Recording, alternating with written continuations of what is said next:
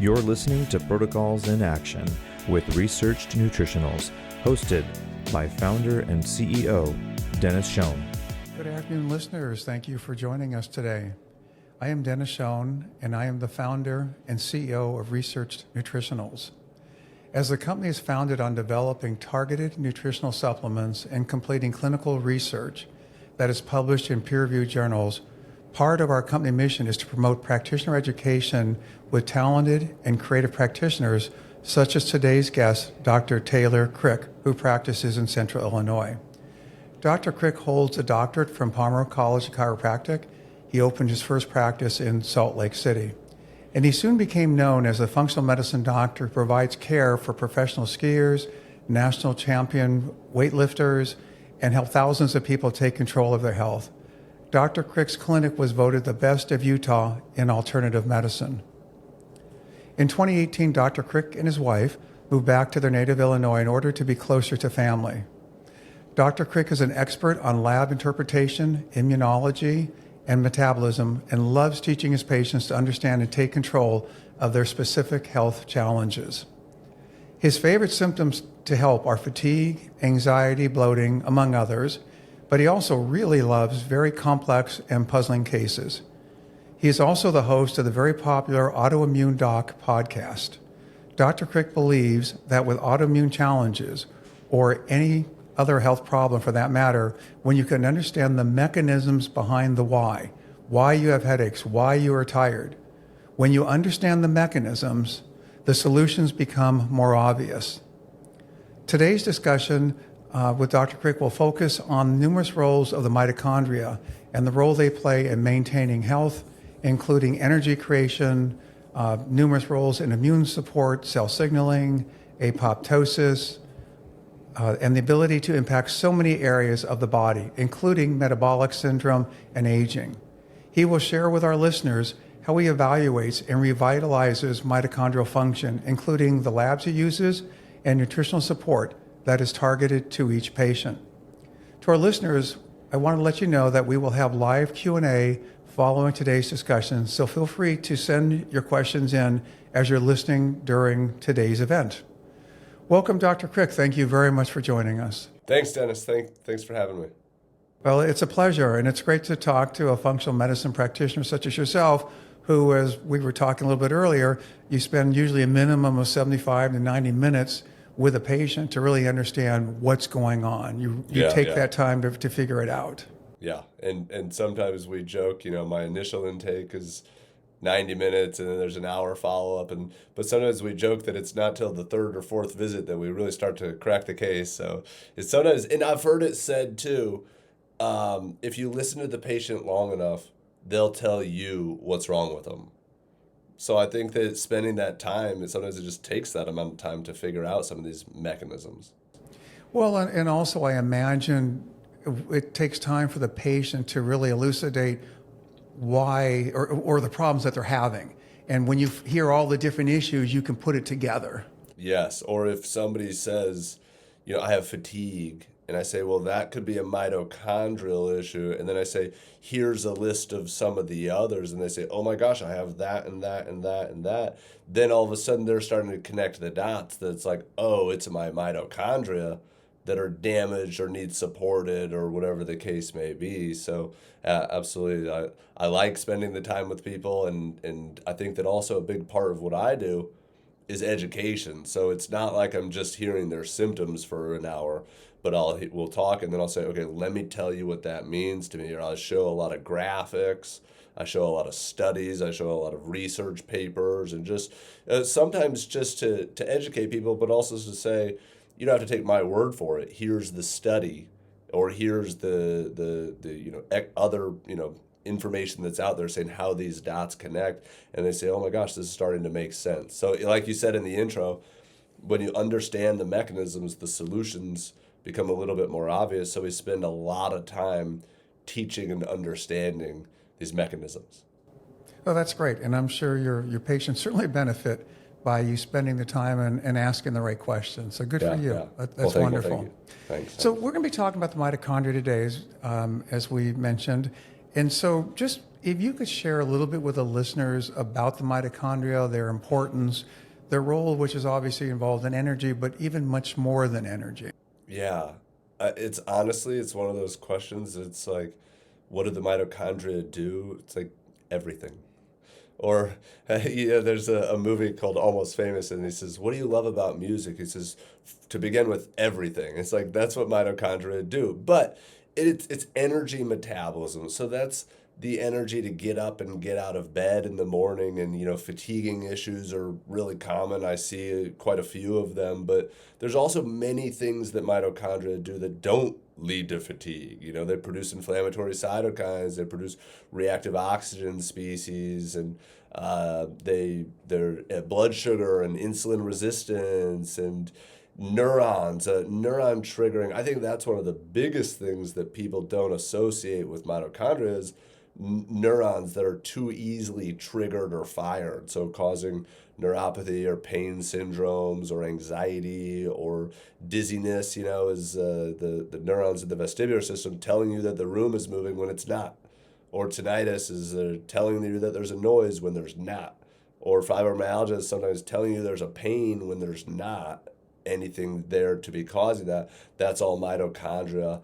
And they also, too, Dennis, I think that everything in the mitochondria, which is just an interesting, is electrical. They break down our food. Our body breaks down our food into electrons and protons, and then those electrons are passed through the electron transport chain in the mitochondria and then outspits this energy. So I think that's just interesting in the context of our growing non-native EMF fields that we're exposed to, and some of the mechanisms of that being mitochondrial or even grounding. Many people are familiar with the benefits of grounding or being barefoot or connected to the earth, and that's all mitochondrial. And then they also, too, kind of act as the antenna in our cells and sense danger and sense other, cytokines and chemokines and kind of the internal milieu of the cell. They kind of sense that and then behave accordingly, And in fact, there's a concept called the cell danger response, and it's published out of the journal Mitochondria, so it's all the mitochondria that sense that. But the author of that paper, he says that when cells go to war, they behave the way that nations do. They harden their borders and don't trust their neighbors, and they stop talking to each other. And so the mitochondria are what do that, sense that danger and then send those signals out for the cell danger response. And those dangers, too, just while I'm kind of rambling on it, Dennis, all the things that we see in functional medicine practice and the outcomes of this cell danger response are also all the things we see in functional medicine practice. The gut microbiome gets disrupted.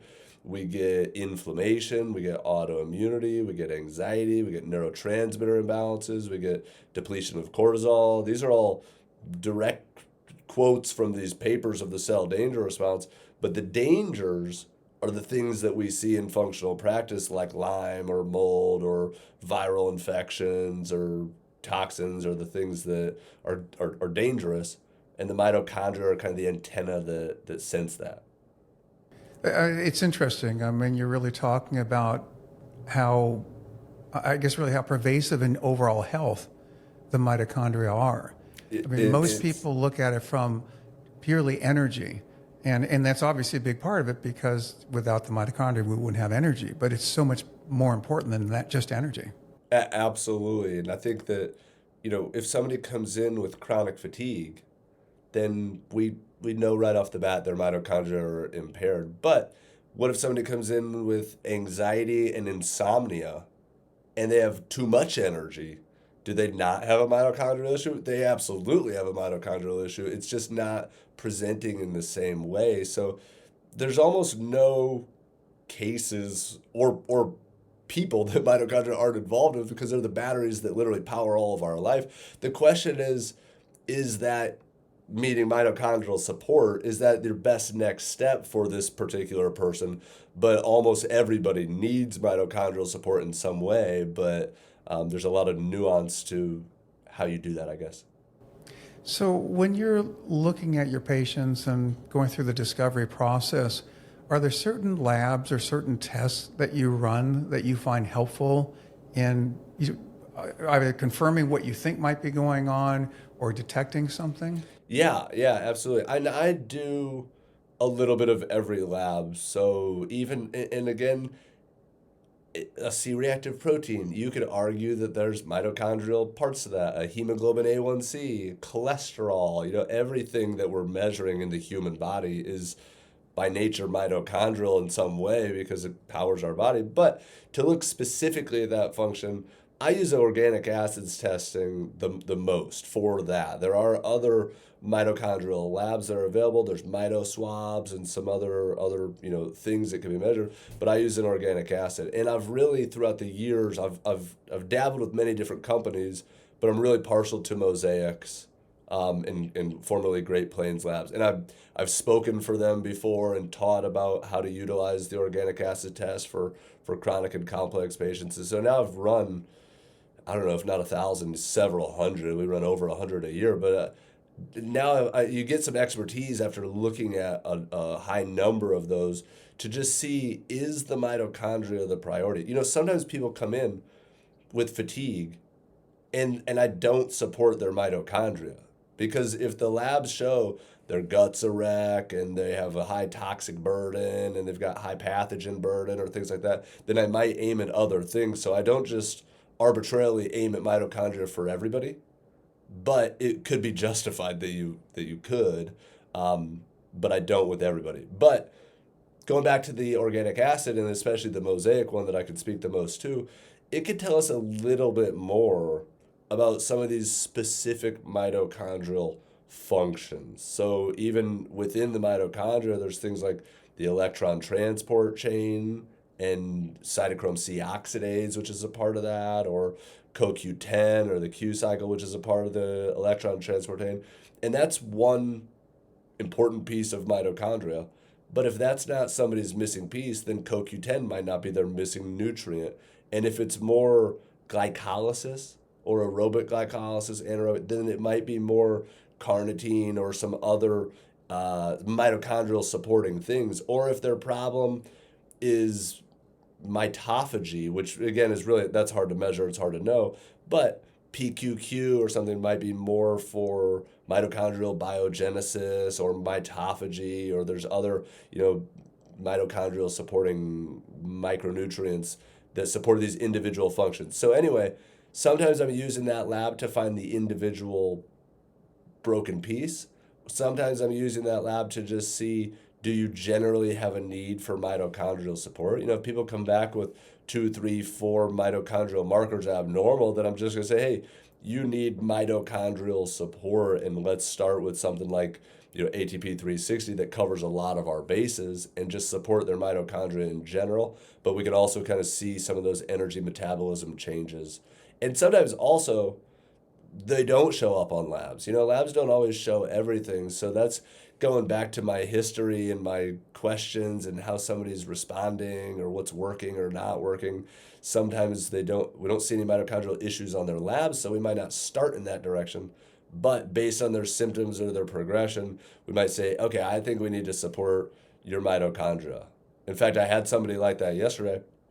She got a lot of neuro things. So mitochondria, she's had concussions, she's had toxic exposures, just kind of a complex history. But her stool test that she had before she met me was just loaded with pathogens. So our focus has been on that. But then yesterday during our conversation, she said, hey, this is improving and this is improving, but these things aren't improving. I get this hypoglycemia where I shake. She'll wake up in the middle of the night shivering, and she can't go very long without fuel. So she gets these hypoglycemic symptoms, and she also has some insulin resistance on the other end. So I'm just kind of even drawing for her on a whiteboard on a Zoom call saying, this is fuel utilization, this is your mitochondria. I think your mitochondria are moving up on our radar of treatment steps. And I think this is an important next thing to aim at. Well, no, that's great. I mean, again, the answer is not always the simple one. It's not the obvious one. In my office, it never is. And you even in my intro, it's like Dr. Taylor loves complex patients, and I still do. But over the last few years, I'm attracting quite the complex crowd, and I'm kind of like, okay, I kind of miss the simpler days.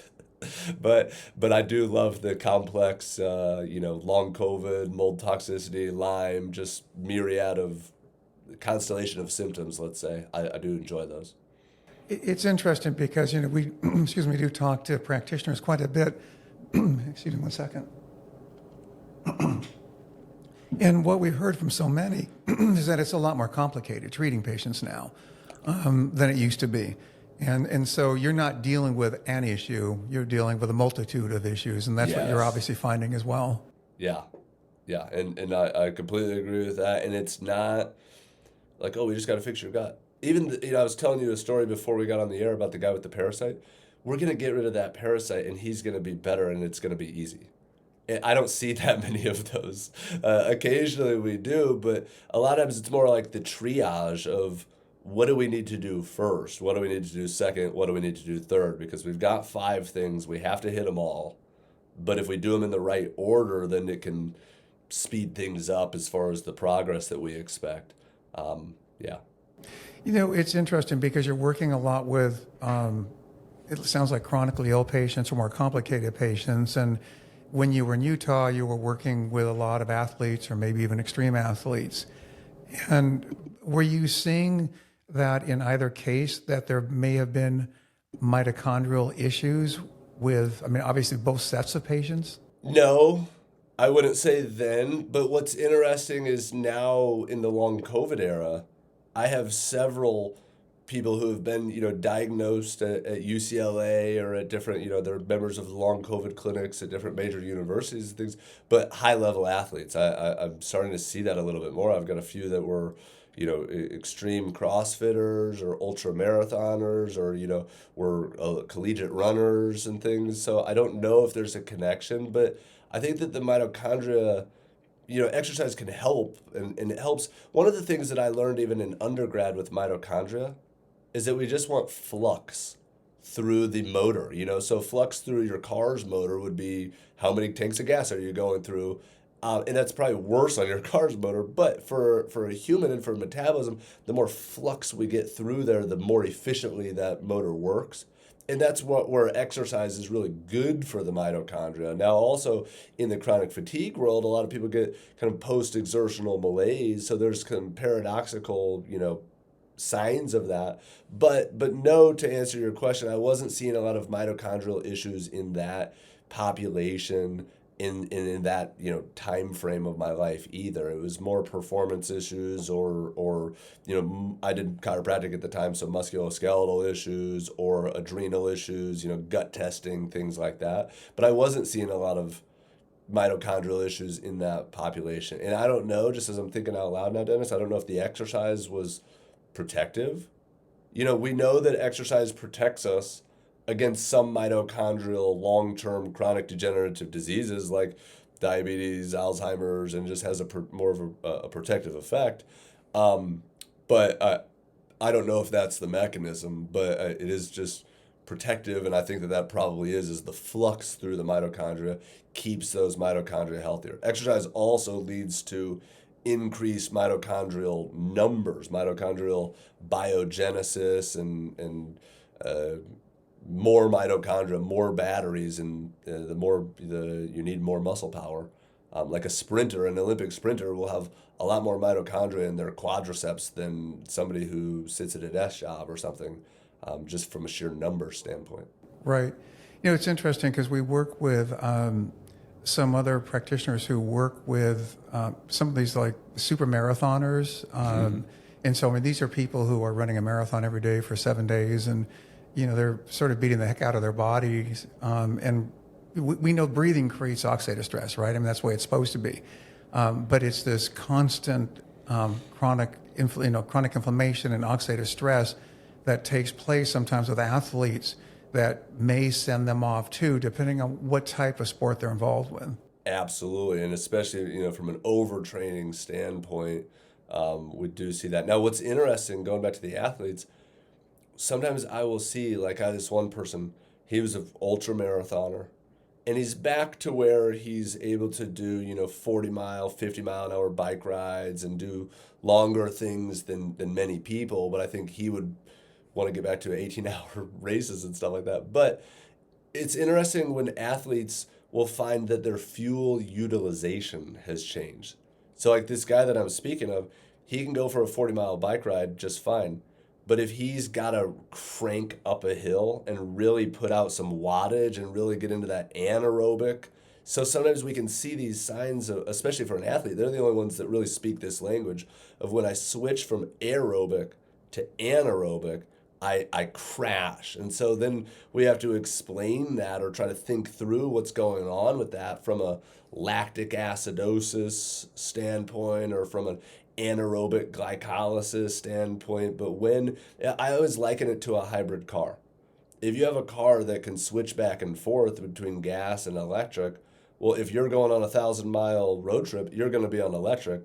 But if you need more power to get off the line, you might switch over to gas. And if you can do that efficiently, that's the value of that type of vehicle.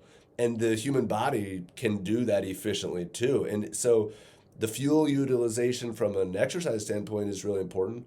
And then the other one would be if somebody goes hypoglycemic, which we were talking about, some of those with my client from Norway yesterday. But if somebody can't go 4 hours without eating, that's fuel utilization. You've got fuel utilization issues. You're not able to tap into, your checking account might be depleted and you're not able to tap into your savings account.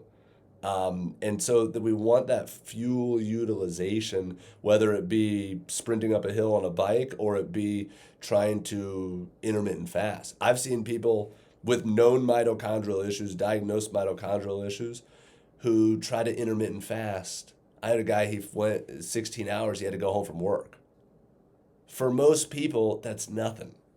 Like, I don't even know that I would notice if I went 16 hours. And I'm not bragging, I'm just saying it's just normal. But for him, is like his whole brain shut down. And the brain fog was so severe that he had to go home that day. So that's just, again, just a sign of his mitochondria. So even if that, let's say on an organic acid test, let's say that nothing showed up. Well, if you have that sign or symptom, you got mitochondrial issues, and we're going to try to support those with mitochondrial things. And honestly, what we did, he's the guy that I'm talking about, he's the story that I've told you guys before where he said, that ATP 360 is really helping me. I'm taking one a day. That's the same guy.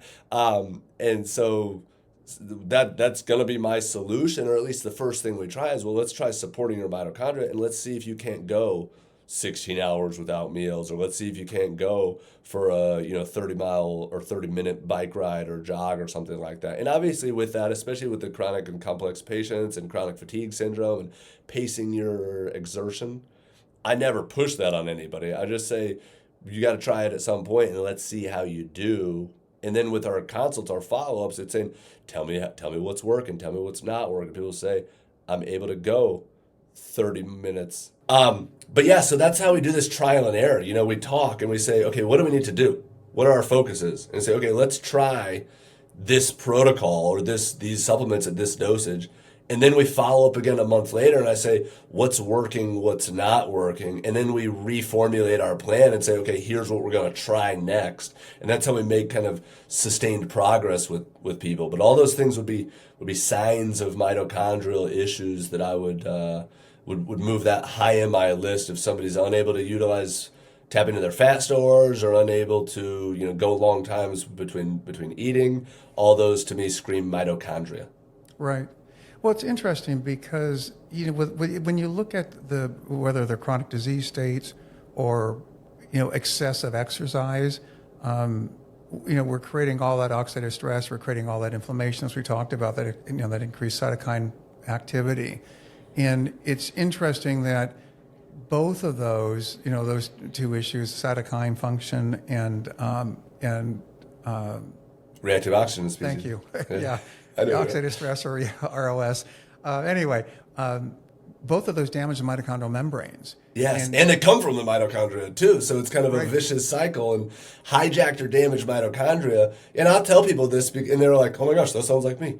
They'll produce less energy, more inflammation, and more ROS, and then that in turn damages and peroxidizes the membranes. And I think that even, just as part of the formulation of your product and things, especially ATP 360, that cell membrane and the replacing those lipids in the membrane, the internal mitochondrial membrane and the external mitochondrial membrane, but replacing those lipids is a really important part.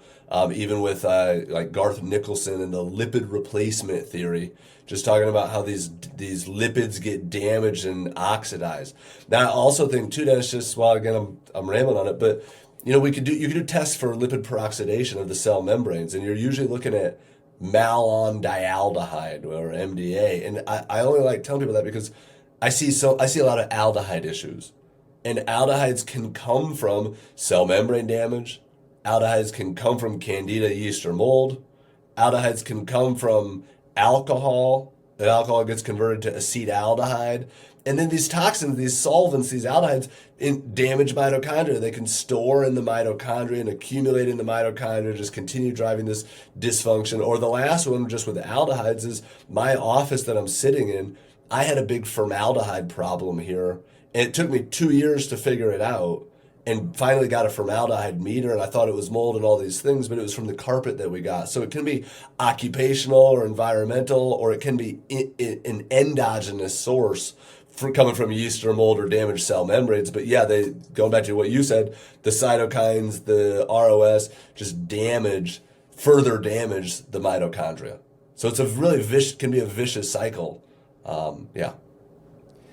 When you are treating these patients, so tell me, I guess, since you brought up the 360, what makes you go for that? What other things are you looking for that you think that I guess the formula has that are unique that really help your patients? Well, what makes me go for that? First off, I've tried many other brands, and I've told you guys many times that I love your products, but I always say Ford says they're better than Chevy says they're better than Toyota. Everybody makes good products, but you got to go test drive them. And I think that I've test driven this. I'm obviously a big fan of the peer-reviewed research, but I tend to show that to patients more.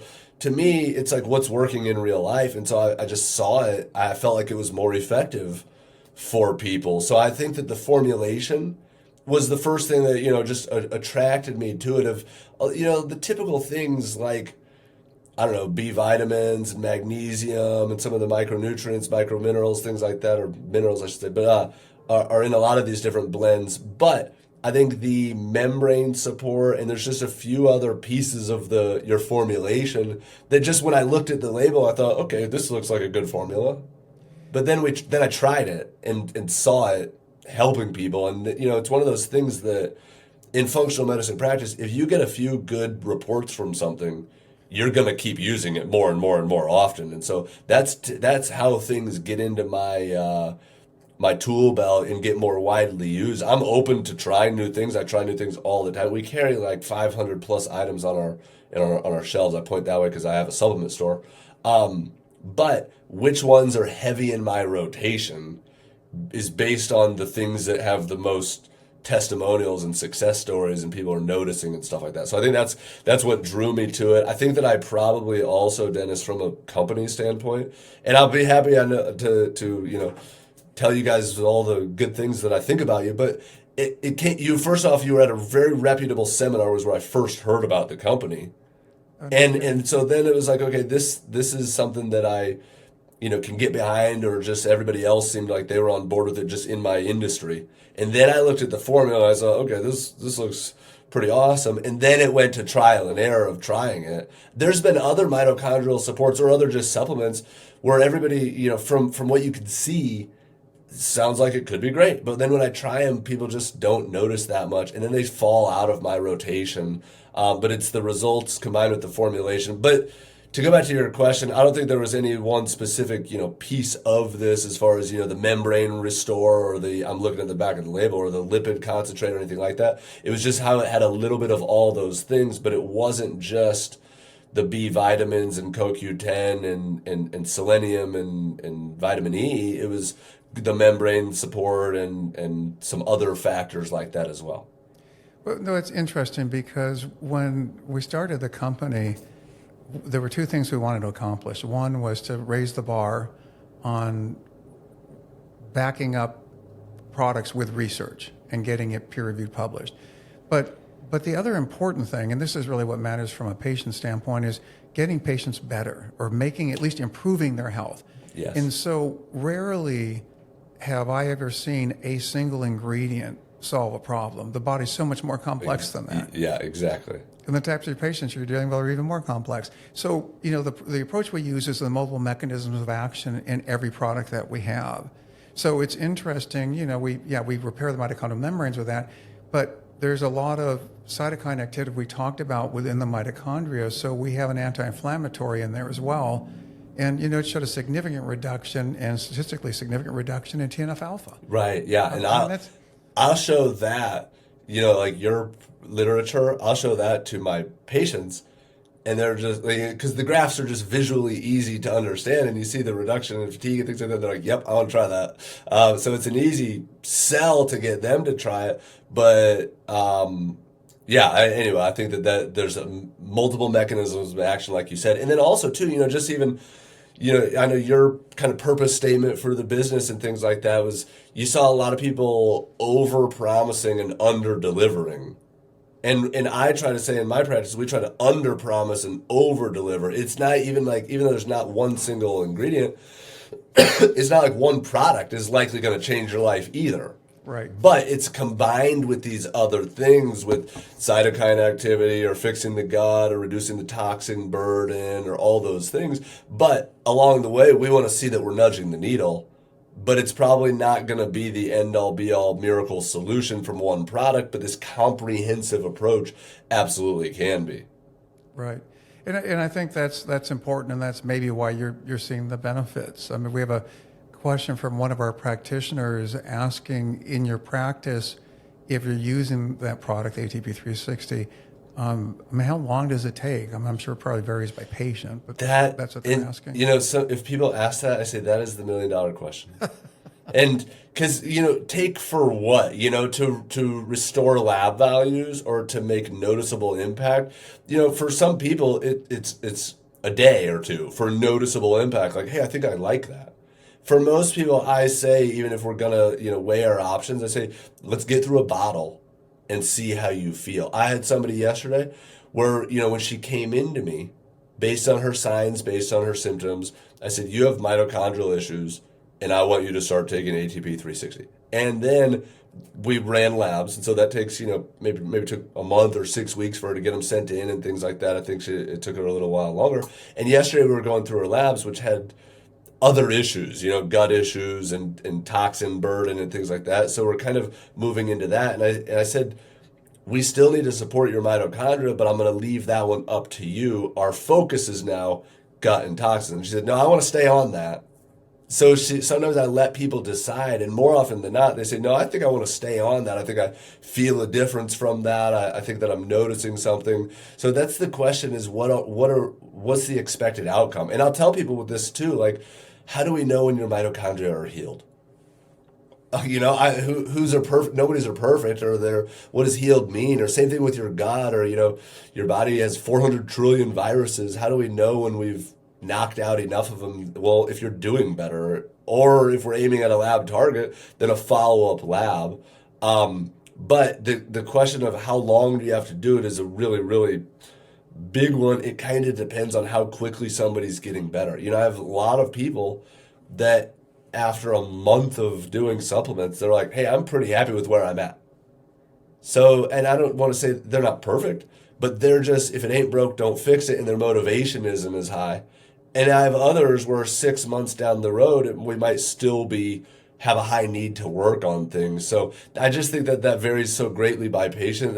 And again, going back to those realistic expectations, the only time you're going to let somebody down, I've heard it said like this: if you run a marathon with a friend and you're like, how's it going to be? They're like, it's going to be fine. You're going to hate that person at the end because it's not fine. But if somebody tells you, it's going to be hard, Your toenails might fall off. You might get blisters. But when you cross that finish line, you're going to feel such a sense of accomplishment. Then you're going in with realistic expectations. It's going to be hard. It's going to be long, but it's going to be worth it. And so I think the same thing with the patients is as long as you don't mislead them and say, hey, you know, by healing your mitochondria, we're going to fix your dementia or something, even because it's a mitochondrial issue. If you don't overpromise, then people are fine to put the time in for that. But I would also say, too, if I get to a certain time frame of, let's say it's 60, 90 days, or let's say 2 or 3 bottles of a product, and I'll say, do you feel like that's still nudging the needle? And if they say no, then I'm going to switch up, sometimes just for the sake of switching up or getting something where they feel. So we'll give it a good concerted effort. We don't switch off of that as quickly. But that's a really hard question to answer as far as the timeline or the dosaging or how aggressive do we need to be and for what time. That's the $1 million question in functional medicine. Oh, well, I'm sure. And again, because every patient is different, and they've come in with a multitude of issues, and then it's just trying to sort of unpack it and decide where is it you're going to start. If we do an organic acid test and somebody has a lot of mitochondrial markers, then it makes me a lot more confident that mitochondrial support is probably going to be our solution. It's just a matter of at what dosage and what time frame and things like that. But if somebody comes in and they've got 8 different problems, and it's like, well, gosh, at some point we're going to see signs that your mitochondria are improving, but we've got to check off this or check off that. But it is just pretty different for everybody. Our goal with everybody is do it as fast as possible. But budget and compliance and just, burnout, and then just healing takes time. I mean, just, if you've been exposed to toxins for 30 years, you're not going to remove those in 30 days. But it doesn't take as long on the reverse end as it does on the front end. If you've been exposed to toxins for 30 years, it might take 6 months to see great results or something. It's not nowhere near as long as 30 years, but it's also not that quick either. Right. So I hope I answered that question, even though I dodged it a little bit. But it's just a I don't know, custom for every single person, I would say. Sure. One of the doctors is asking, since you brought up mycotoxins, are you using glutathione at all to help with that? And I use, in the words of Dr. Ann Corson, I heard her say this one time, I use copious amounts of glutathione. So we use a lot of glutathione. We love glutathione. We use copious amounts of glutathione. And even for me personally, glutathione's been a part of my journey with mold and other things, even sinus-wise and stuff. But yes, we use a boatload of glutathione. And try Fortify. Even my last, so I'll tell you about my last person that I was just with right before this podcast. Met her last year. Have not followed up with her that often, which is, we leave it, we don't want people to slip through the cracks, but we also ask people, when do you want to follow up again? We kind of let them determine their motivation. But she said, I'm light years better than I was when I met you. And what we did last spring when I met her, we did some tests, we did organic acid tests, we did gut tests, we did gut protocol. But she has these insane sensitivities to airborne toxins, but also airborne gluten. She's a chef, and she works in a nursing home, and they make 600 meals a day. So there's like flour and things, and she wears a respirator and a hazmat suit. But anyway, as we talk today, I said, I think our focus needs to shift out of gut healing and leaky gut. You've got this airborne loss of tolerance. Because she said she also gets it around perfumes and cooking fumes and other airborne toxins. And so we started on some liver support and a binder and Tri-Fortify glutathione. And we just try to keep it simple with those 3 things, a liver support, Tri-Fortify, and a binder. Just to keep things simple. But anyway, that I use it all the time for tolerance, for toxins, for, all those things, I guess. Yeah. I really use glutathione for a little bit of everything. We call it liquid gold. And we have so many people that, maybe I saw them for the first time 2 or 3 years ago. But they're like, I think I want to stay on that one. And so they might stay on it, and they might not use it every single day, 365 days a year, but they're like, I want to keep that one around for if I'm starting to feel run down, or if I get an infection, or if I get sinus issues, I'll take glutathione, and it's pretty quickly helps those. Glutathione is the master protector of our barriers. Most people don't know this, but our sinuses and lungs have more glutathione per cell than any cell. They also do more cytochrome P450 activity than any cells, including the liver, because they're our frontline defense against these toxins. The liver as an organ does the most detox because it's big and it's just got a lot of cells. But these cells of our barriers have more glutathione and more cytochrome P450 activity. So I'm a big fan of glutathione. Well, yeah, that's interesting. I know that there's been a lot of discussion with people if they have oxygen, thirst and that type of thing too, that, we've heard that glutathione certainly helps with that. Yeah. And I've seen that as well. And there's different mechanisms for that, but there's clearly a mitochondrial component to that, just with the other constellation of symptoms that often comes with. But it's interesting. And even going back to oxygen, I saw somebody yesterday, and he's doing great. His mom said he hasn't done this great in a long time. He has a mitochondrial issue. It's genetic. He's nonverbal, and he's not autistic. But it's in that kind of category. But they go to Colorado to ski every year, and she says last year he did horribly. And so I said, okay, this is what I think of with that. Is the elevation and the lack of oxygen is impairing the mitochondria. And so I said, he's been doing well on glutathione. And I said, as you approach this trip, you might just try doubling that up, just in hopes that this trip doesn't flare him or tank him or he has a seizure or things like that. But it's sometimes hard to predict those things. But if every time you go up in elevation, you get a symptom change, then I'm thinking, okay, oxygen, mitochondria. And it's the same concept with a hyperbaric oxygen therapy. It's kind of like a supercharger to a car, or turbo, I always get them mixed up, but it forces more oxygen into the mitochondria, which creates more combustion and then can help heal the mitochondria through, hyperbaric that's used often in mold, Lyme, heavy metals, head traumas, things like that. But yeah, I do think that elevation and oxygen requirements, or that air hunger, or things like that, are just quite interesting. It's interesting. I was, one of the times I was skiing, I was at a high altitude, and I never have altitude illness or whatever that a lot of people get, but I remember being amazingly sore afterwards that day. Exactly. And so I thought, I've never tried this, but there was a hyperbaric chamber, that was nearby, a portable one. So I thought, let's give this a try. So I went in there for like 45 or 60 minutes. Amazing. I mean, pumping that much oxygen, and when I came out of there, literally no pain.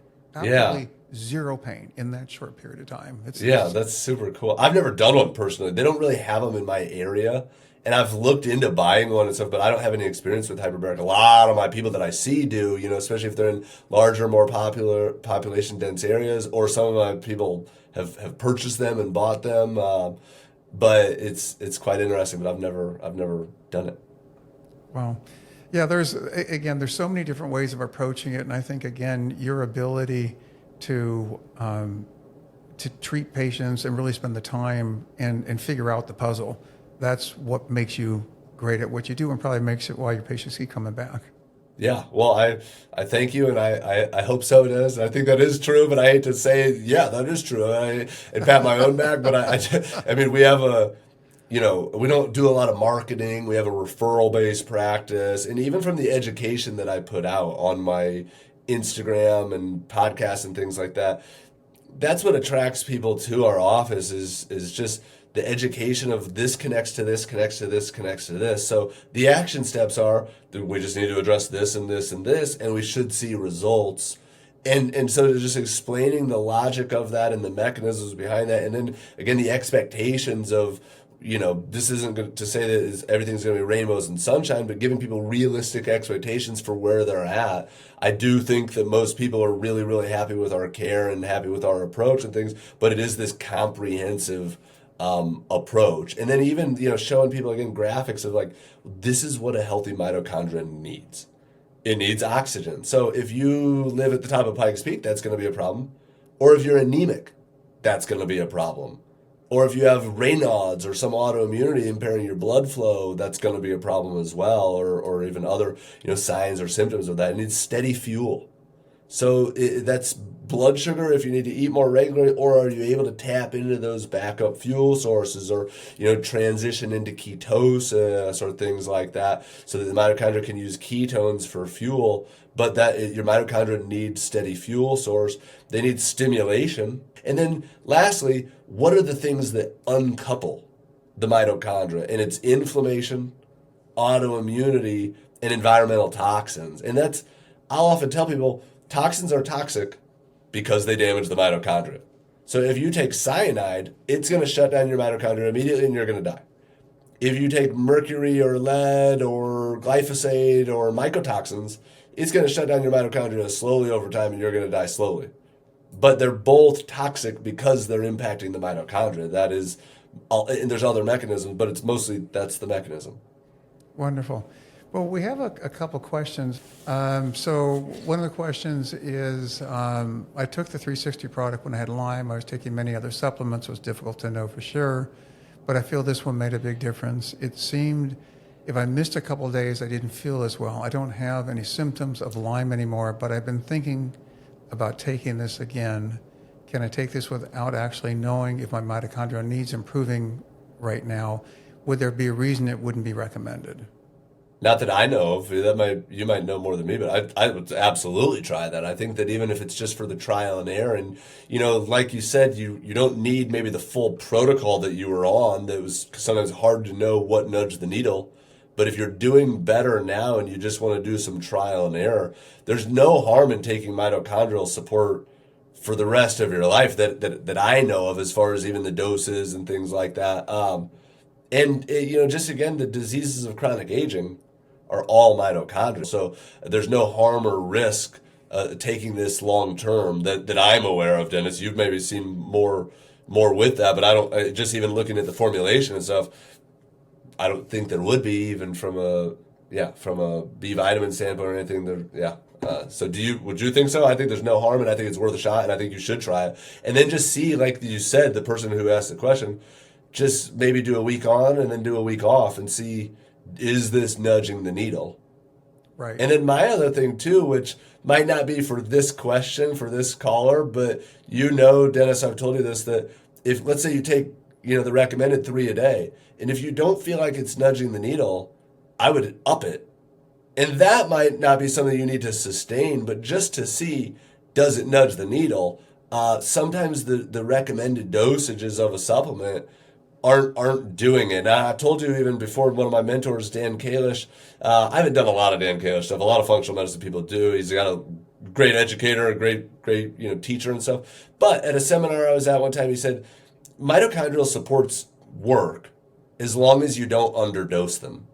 Right. So I do think that if for that person, if 3 wasn't, do you feel like it wasn't nudging a needle and you did a week on and then you did a week off? You say, I feel about the same.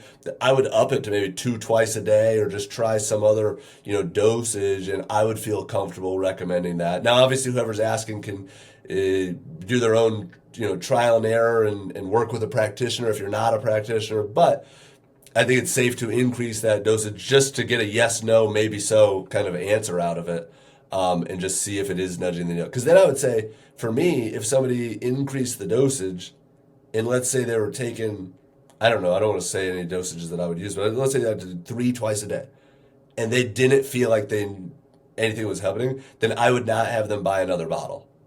Right. So sometimes we're trying to figure out what's working so that we can figure out the next step. If it's February, then we're figuring out what do we need to do in March. And if it's not working, then we're not going to keep doing it. But there's a lot of just experimentation to be had. And it also sounds like from that story, it sounds like it was helping.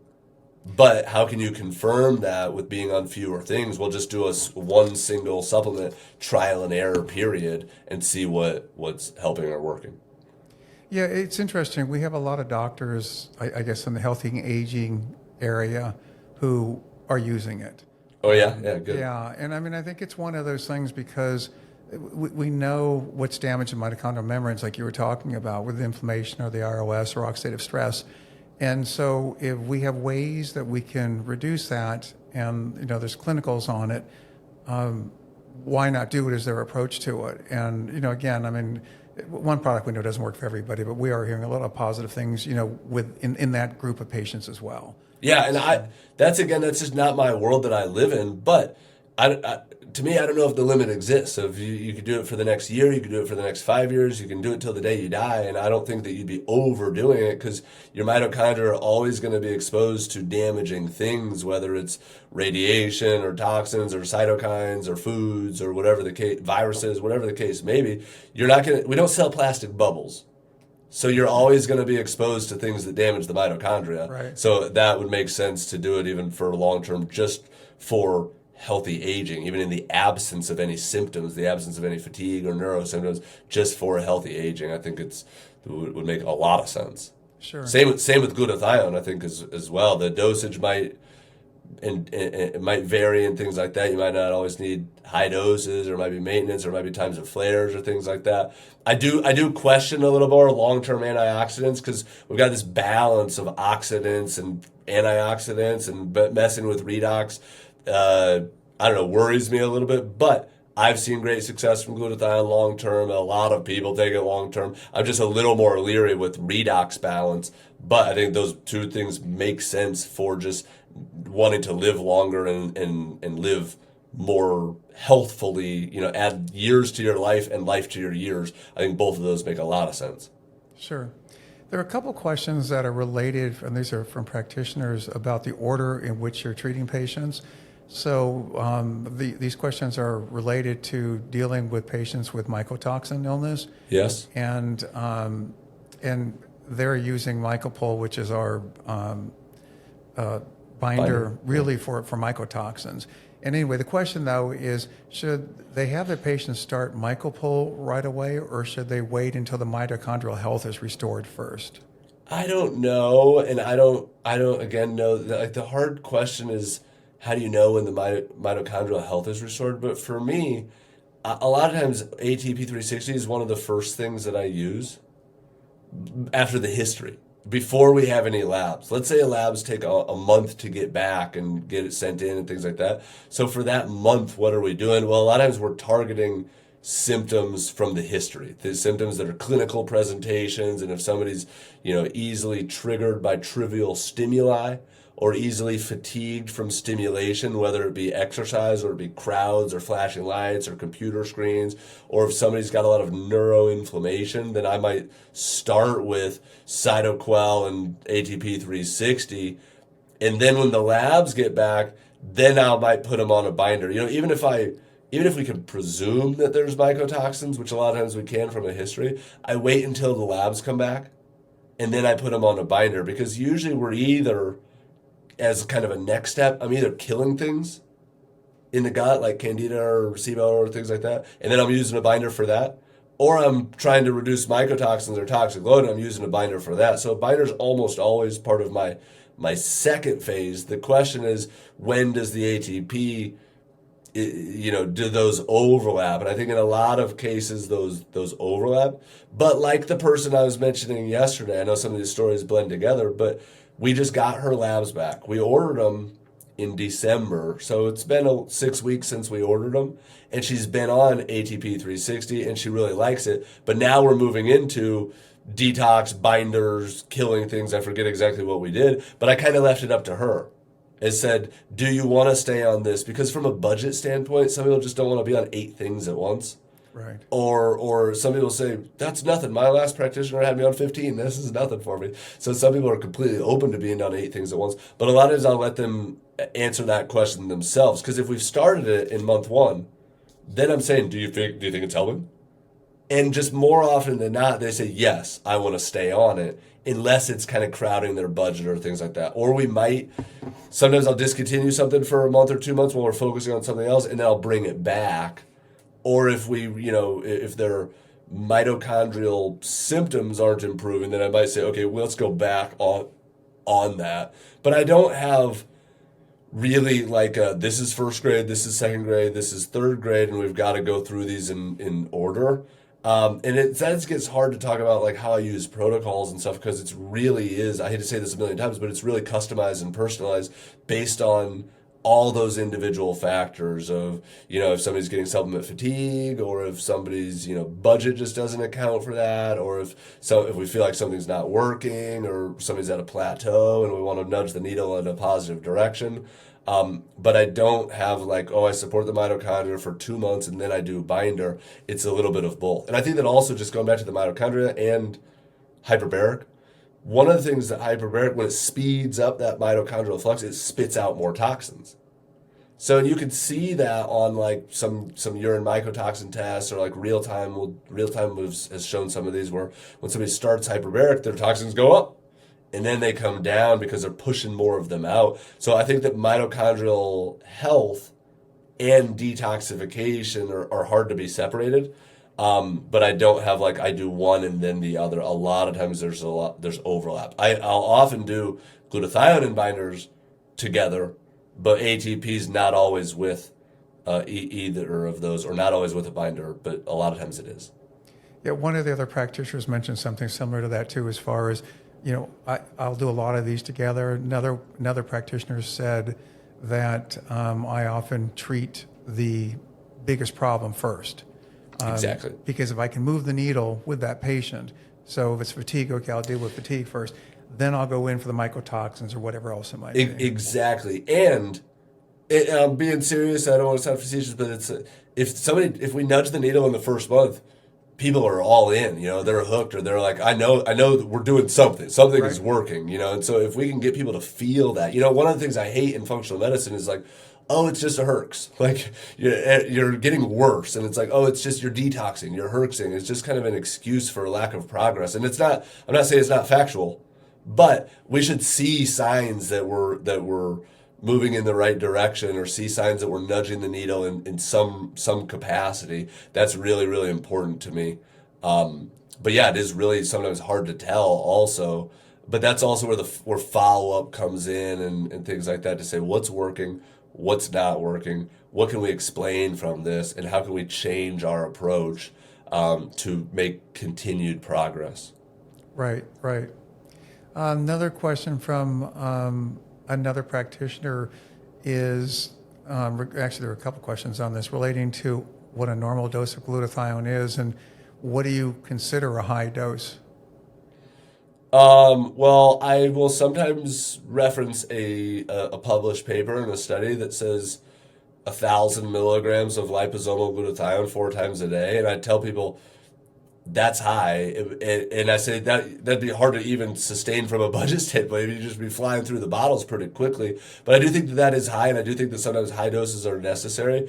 But just again, from the problem with that, there's all these things that I keep in mind that might not always be the right answer, but they're just things that I keep in mind. Is if somebody's going through a bottle every 2 weeks, it's just hard to keep them stocked on that. It's hard to keep enough, and a lot of people don't want to buy 3 bottles at the beginning and then have those just for the first month. So I'll try to make the bottles last a while, but also try to be effective. So if somebody has a lab value that indicates a need for glutathione or high levels of toxins or mycotoxins, I would dose Trifortify at 2 to 3 times a day.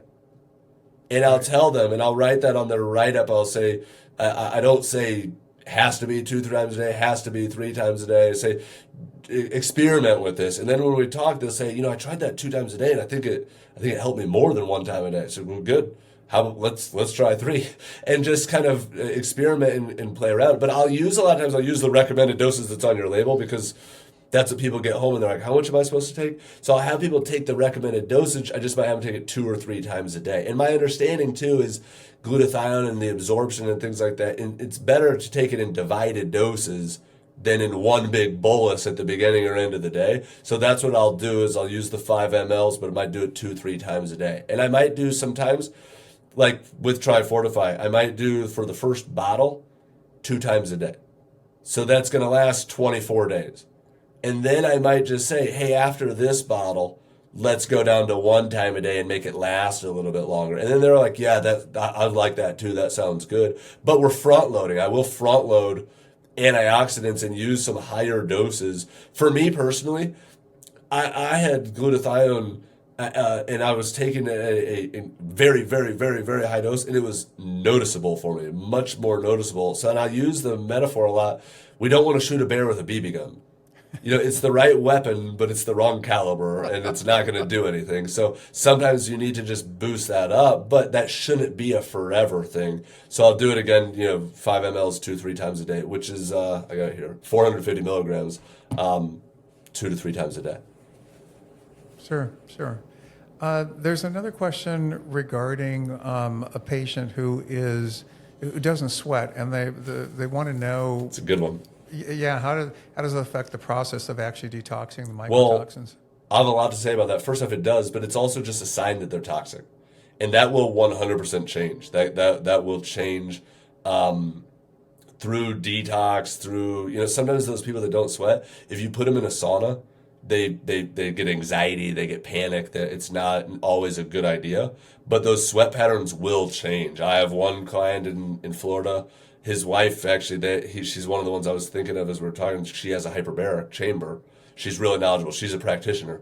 And I can always see it in the background of her Zoom calls. She's super sharp. But her husband, he didn't sweat. He lives in Florida, so it's hot all the time. But he doesn't sweat. Then he saw some other practitioner, and they started, supporting his adrenals and his gut health and just kind of some, I don't want to say basic things, but important things, but kind of basic things. And he started sweating.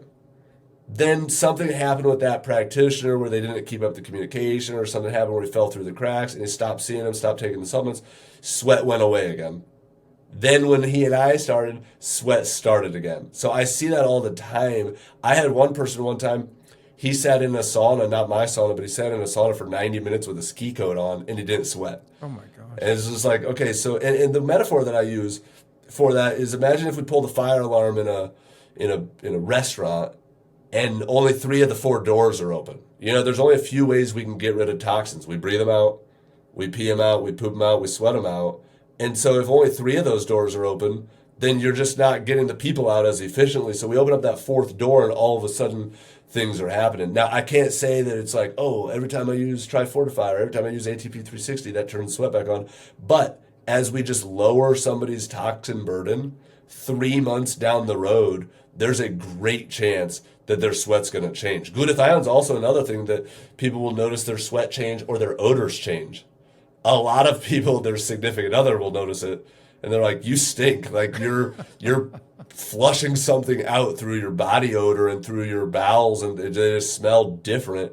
And then that will go away as we're reducing toxin burden. So I think that both of those are just interesting. But if somebody comes to me and they're like, I don't sweat, immediately, just in the context of like gut and food sensitivities or toxins, immediately I'm going, toxins. But then I'm also, using labs to not just jump to my biases, but I'm always moving around and doing, musical chairs with my differentials of what's the top priority, and things are always shifting and changing. But that's one of the symptoms that makes me think toxins. Right. Well, wonderful. I think we're out of time. I want to thank you, Dr. Krick, for taking the time to speak to your fellow practitioners on the line. And we kind of predicted this, Dennis, but I could keep going for another couple hours. I mean, we're just hitting our stride now. Yeah, that's right. It has been fun. It's been great, and I love the topic, of course, and love just talking about the application of the products, and love telling the stories and stuff. So I appreciate the opportunity. I appreciate you guys having me on. Well, again, it's our pleasure, and thanks for sharing your expertise. Have a great evening. Absolutely. You too. All right. Thanks. Bye-bye.